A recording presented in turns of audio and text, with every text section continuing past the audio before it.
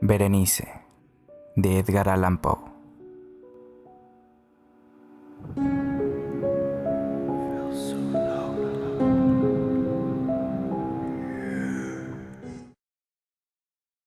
La desdicha es diversa.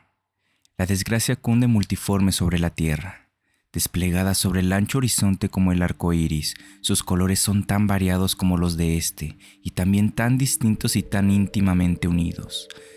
Desplegada sobre el ancho horizonte como el arco iris, ¿cómo es que de la belleza he derivado un tipo de fealdad, de la alianza y la paz un símil del dolor? Pero así como en la ética el mal es una consecuencia del bien, así, en realidad, de la alegría nace la pena. O la memoria de la pasada beatitud es la angustia de hoy, o las agonías que son se originan en los éxtasis que pudieron haber sido. Mi nombre de pila es Egaeus, no mencionaré mi apellido. Sin embargo, no hay en mi país torres más venerables que mi melancólica y gris heredad. Nuestro linaje ha sido llamado raza de visionarios, y en muchos detalles sorprendentes, en el carácter de la mansión familiar, en los frescos del salón principal, en las colgaduras de los dormitorios, en los relieves de algunos pilares de la sala de armas, pero especialmente en la galería de cuadros antiguos, en el estilo de la biblioteca y por último, en la peculiarísima naturaleza de sus libros, hay elementos más que suficientes para justificar esta creencia. Los recuerdos de mis primeros años se relacionan con este aposento y con sus volúmenes, de los cuales no volveré a hablar. Allí murió mi madre, allí nací yo. Pero es simplemente ocioso decir que no había vivido antes, que el alma no tiene una existencia previa. ¿Lo niegan? No discutiremos el punto. Yo estoy convencido, pero no trato de convencer. Hay, sin embargo, un recuerdo de formas aéreas, de ojos espirituales y expresivos, de sonidos musicales aunque tristes, un recuerdo que no será excluido, una memoria como una sombra, vaga, variable, indefinida, insegura, y como una sombra también en la imposibilidad de librarme de ella mientras brille el sol de mi razón. En ese aposento nací. Al despertar de improviso de la larga noche de eso que parecía, sin serlo, la no existencia, a regiones de hadas, a un palacio de imaginación, a los extraños dominios del pensamiento y la erudición monásticos, no es raro que mirara a mi alrededor con ojos asombrados y ardientes, que malgastara mi infancia entre libros y disipara mi juventud en ensoñaciones. Pero sí es raro que transcurrieran los años y el cenit de la virilidad me encontrara aún en la mansión de mis padres. Sí. Es asombrosa la paralización que subyugó las fuentes de mi vida. Asombrosa la inversión total que se produjo en el carácter de mis pensamientos más comunes. Las realidades terrenales me afectaban como visiones, y solo como visiones, mientras las extrañas ideas del mundo de los sueños se tornaron, en cambio, no en pasto de mi existencia cotidiana, sino realmente en mi sola y entera existencia. Berenice y yo éramos primos y crecimos juntos en la heredad paterna. Pero crecimos de distinta manera. Yo, enfermizo, envuelto en melancolía. Ella, ágil, graciosa, desbordante de fuerzas. Suyos eran los paseos por la colina, míos los estudios del claustro.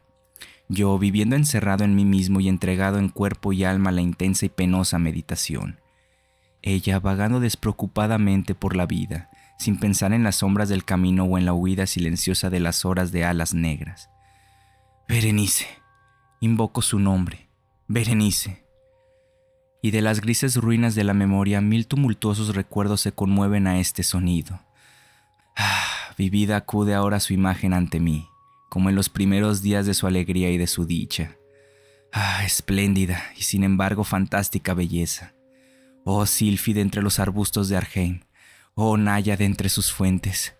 Y entonces todo ese misterio y horror y una historia que no debe ser relatada.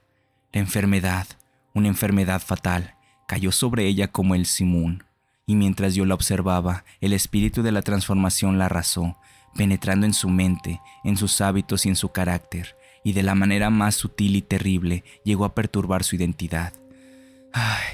El destructor iba y venía y la víctima, ¿dónde estaba? Yo no la conocía, o por lo menos ya no la reconocía como Berenice. entre la numerosa serie de enfermedades provocadas por la primera y fatal, que ocasionó una revolución tan horrible en el ser moral y físico de mi prima, debe mencionarse como la más afligente y obstinada una especie de epilepsia que terminaba no rara vez en catalepsia, estando muy semejante a la disolución efectiva, y de la cual su manera de recobrarse era, en muchos casos, brusca y repentina. Entretanto, mi propia enfermedad, pues me han dicho que no debo darle otro nombre, mi propia enfermedad, digo, crecía rápidamente, asumiendo, por último, un carácter monomaniático, de una especie nueva y extraordinaria, que ganaba cada vez más vigor, y al fin obtuvo sobre mí un incomprensible ascendiente. Esta monomanía, si así debo llamarla, consistía en una irritabilidad morbosa de esas propiedades de la mente que la ciencia psicológica designa con la palabra tensión. Es más que probable que no se me entienda, pero me temo, en verdad, que no haya manera posible de proporcionar a la inteligencia del lector corriente una idea adecuada de esa nerviosa intensidad del interés con que en mi caso las facultades de meditación, por no emplear términos técnicos, actuaban y se sumían a la contemplación de los objetos del universo, aún de los más comunes. Reflexionar largas horas, infatigable, con la atención clavada en alguna nota trivial, al margen de un libro o en su tipografía, pasar la mayor parte de un día de verano absorto en una sombra extraña que caía oblicuamente sobre el tapiz y sobre la puerta, perderme durante toda una noche en la observación de la tranquila llama de una lámpara o los rescoldos del fuego, soñar días enteros con el perfume de una flor, repetir monótonamente alguna palabra común hasta que el sonido, por obra de la frecuente repetición, dejaba de suscitar idea alguna en la mente, perder todo sentido de movimiento o de existencia física gracias a una absoluta y obstinada quietud, largo tiempo prolongada.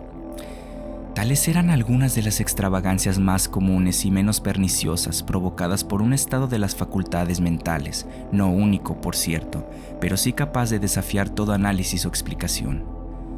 Mas no se me entienda mal. La excesiva, intensa y mórbida atención así excitada por objetos triviales en sí mismos no debe confundirse con la tendencia a la meditación, común a todos los hombres, y que se da especialmente en las personas de imaginación ardiente. Tampoco era, como pudo suponerse al principio, un estado agudo o una exageración de esa tendencia, sino primaria y esencialmente distinta, diferente. En un caso, el soñador o el fanático, interesado en un objeto habitualmente no trivial, lo pierde de vista poco a poco en una multitud de deducciones y sugerencias que de él proceden, hasta que, al final de un sueño colmado a menudo de voluptuosidad, el incitamentum o primera causa de sus meditaciones desaparece en un completo olvido. En mi caso, el objeto primario era invariablemente trivial, aunque asumiera, a través del intermedio de mi visión perturbada, una importancia reflejada y real. Pocas deducciones, si es que aparecía alguna, surgían, y esas pocas retornaban tercamente al objeto original como a su centro. Las meditaciones nunca eran placenteras, y al cabo del ensueño, la primera causa, lejos de estar fuera de vista, había alcanzado ese interés sobrenaturalmente exagerado que constituía el rasgo más dominante del mal. En una palabra, las facultades mentales más ejercidas en mi caso eran, como ya lo he dicho, las de la atención, mientras que el soñador son las de la especulación. Mis libros en esa época sí no servían en realidad para irriar el trastorno, participaban ampliamente, como se comprenderá, por su naturaleza imaginativa inconexa, de las características peculiares del trastorno mismo. Debo recordar entre otros el tratado del noble italiano Coelius Secundus Curio, de Amplitude Beati Regni Dei, la gran obra de San Agustín, La ciudad de Dios, y la de Tertuliano, De carne Christi, cuya paradójica sentencia, mortus est Dei filius, credibili eis quia ineptum est, et sepultus resurrexit, certum est quia impossibili est. Ocupo mi tiempo íntegro durante muchas semanas de laboriosa e inútil investigación. Se verá, pues, que arrancada de su equilibrio solo por cosas triviales, mi razón semejaba a ese risco marino del cual habla Ptolomeo Hefestión, que resistía firme a los ataques de la violencia humana y la feroz furia de las aguas y los vientos, pero temblaba al contacto de la flor llamada asfódelo. Y aunque para un observador descuidado pueda parecer fuera de duda que la alteración producida en la condición moral de Berenice por su desventurada enfermedad me brindaría muchos objetos para el ejercicio de esa intensa y anormal meditación, cuya naturaleza me ha costado cierto trabajo explicar, en modo alguno era este el caso. En los intervalos lúcidos de mi mal, su calamidad me daba pena, y muy conmovido por la ruina total de su hermosa y dulce vida, no dejaba de mediar con frecuencia, amargamente, en los prodigiosos medios por los cuales había llegado a producirse una revolución tan súbita y extraña. Pero estas reflexiones no participaban de la idiosincrasia de mi enfermedad, y eran semejantes a las que en similares circunstancias podían presentarse en el común de los hombres. Fiel a su propio carácter, mi trastorno se gozaba en los caminos menos importantes, pero más llamativos, operados en la constitución física de Berenice, en la singular y espantosa distorsión de su identidad personal. En los días más brillantes de su belleza incomparable, seguramente no la amé. En la extraña anomalía de mi existencia, los sentimientos en mí nunca venían del corazón y las pasiones siempre venían de la inteligencia. A través del alba gris, en las sombras entrelazadas del bosque a mediodía y en el silencio de mi biblioteca por la noche, su imagen había flotado ante mis ojos y yo la había visto, no como una Berenice viva, palpitante, sino como la Berenice de un sueño, no como una moradora de la tierra terrenal, sino como su abstracción, no como una cosa para admirar, sino para analizar, no como un objeto del amor, sino como el tema de una especulación tan abstrusa cuanto inconexa. Y ahora temblaba en su presencia y palidecía cuando se acercaba. Sin embargo, lamentando amargamente su decadencia y su ruina, recordé que me había amado largo tiempo y en un mal momento le hablé de matrimonio. Y al fin se acercaba la fecha de nuestras nupcias cuando una tarde de invierno, en uno de estos días intempestivamente cálidos, serenos y brumosos, que son la nodriza de la hermosa Alción, me senté, creyéndolo solo, en el gabinete interior de la biblioteca, pero alzando los ojos vi, ante mí, a Berenice. Fue mi imaginación excitada, la influencia de la atmósfera brumosa, la luz incierta, crepuscular del aposento, o los grises vestidos que envolvían su figura, los que le dieron un contorno tan vacilante e indefinido. No sabría decirlo. No profirió una palabra, y yo por nada del mundo hubiera sido capaz de pronunciar una sílaba. Un escalofrío helado recorrió mi cuerpo, me oprimió una sensación de intolerable ansiedad. Una curiosidad devoradora invadió mi alma y rechinándome en el asiento permanecí un instante sin respirar, inmóvil, con los ojos clavados en su persona. Su delgadez era excesiva y ni un vestigio del ser primitivo asomaba en una sola línea del contorno. Mis ardorosas miradas cayeron por fin en su rostro. La frente era alta, muy pálida, singularmente plácida, y el que en un tiempo fuera cabello de azabache caía parcialmente sobre ella sombreando las hundidas sienes con innumerables rizos, ahora de un rubio reluciente, que por su matiz fantástico discordaban por completo con la melancolía dominante de su rostro. Sus ojos no tenían vida ni brillo y parecían sin pupilas, y esquivé involuntariamente su mirada vidriosa para contemplar los labios finos y contraídos. Se entreabrieron y en una sonrisa de expresión peculiar los dientes de la cambiada Berenice se revelaron lentamente a mis ojos. Ojalá nunca los hubiera visto, o después de verlos hubiese muerto. El golpe de una puerta al cerrarse me distrajo, y alzando la vista vi que mi prima había salido del aposento, pero del desordenado aposento de mi mente. No había salido ni se apartaría el blanco y horrible espectro de los dientes. Ni un punto en su superficie, ni una sombra en el esmalte, ni una melladura en el borde hubo en esa pasajera sonrisa que no se grabara a fuego en mi memoria. Los vi entonces con más claridad que un momento antes. Los dientes estaban aquí y allá y en todas partes, visibles y palpables, ante mí, largos, estrechos, blanquísimos, con los pálidos labios contrayéndose a su alrededor, como en el momento mismo en que habían empezado a distenderse. Entonces sobrevino toda la furia de mi monomanía y luché en vano contra su extraña e irresistible influencia. Entre los múltiples objetos del mundo exterior no tenía pensamiento sino para los dientes. Los ansiaba con un deseo frenético. Todos los otros asuntos y todos los diferentes intereses se absorbieron en una sola contemplación.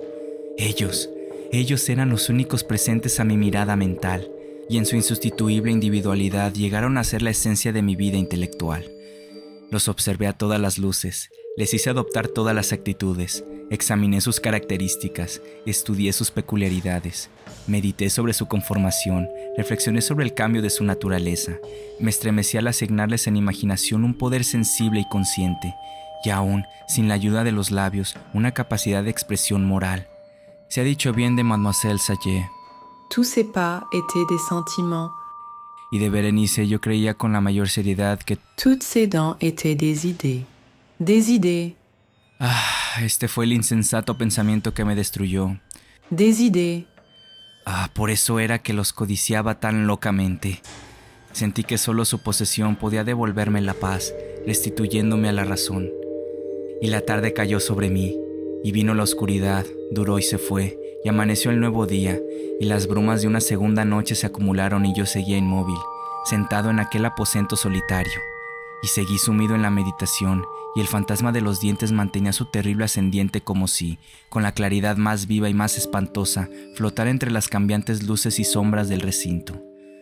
Al fin irrumpió en mis sueños un grito como de horror y consternación, y luego, tras una pausa, el sonido de turbadas voces mezcladas con sordos lamentos de dolor y pena. Me levanté de mi asiento y abriendo de par en par una de las puertas de la biblioteca, vi en la antecámara a una criada deshecha en lágrimas, quien me dijo que Berenice ya no existía. Había tenido un acceso de epilepsia por la mañana temprano, y ahora, al caer la noche, la tumba estaba dispuesta para su ocupante y terminados los preparativos del entierro. Me encontré sentado en la biblioteca, y de nuevo solo. Me parecía que acababa de despertar de un sueño confuso y excitante. Sabía que era medianoche y que desde la puesta del sol Berenice estaba enterrada. Pero del melancólico periodo intermedio no tenía conocimiento real, o por lo menos definido. Sin embargo, su recuerdo estaba repleto de horror, horror más horrible por lo vago, terror más terrible por su ambigüedad. Era una página atroz en la historia de mi existencia, escrita toda con recuerdos oscuros, espantosos, ininteligibles. Luché por descifrarlos, pero en vano, mientras una y otra vez, como el espíritu de un sonido ausente, un agudo y penetrante grito de mujer parecía sonar en mis oídos. Yo había hecho algo. ¿Qué era? Me lo pregunté a mí mismo en voz alta, y los susurrantes ecos del aposento me respondieron, ¿qué era? En la mesa, a mi lado, ardía una lámpara, y había junto a ella una cajita. No tenía nada de notable, y la había visto a menudo, pues era propiedad del médico de la familia. Pero ¿cómo había llegado allí, a mi mesa, y por qué me estremecí al mirarla? Eran cosas que no merecían ser tenidas en cuenta, y mis ojos cayeron, al fin, en las abiertas páginas de un libro y una frase subrayada. Dicebant mihi sodales si sepulcrum amicae visitarem, curas meas aliquantulum forelevatas. Porque, pues, al leerla se me erizaron los cabellos y la sangre se congeló en mis venas.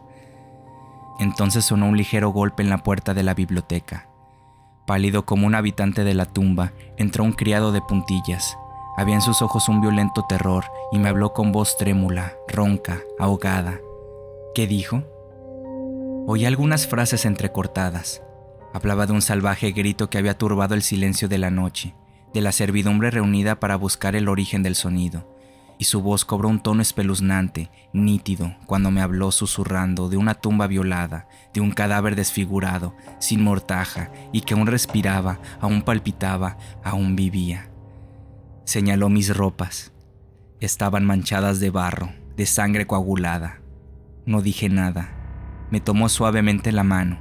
Tenía manchas de uñas humanas. Dirigió mi atención a un objeto que había contra la pared. Lo miré durante unos minutos. Era una pala. Con un alarido salté hasta la mesa y me apoderé de la caja, pero no pude abrirla, y en mi temblor se me deslizó de la mano y cayó pesadamente y se hizo añicos.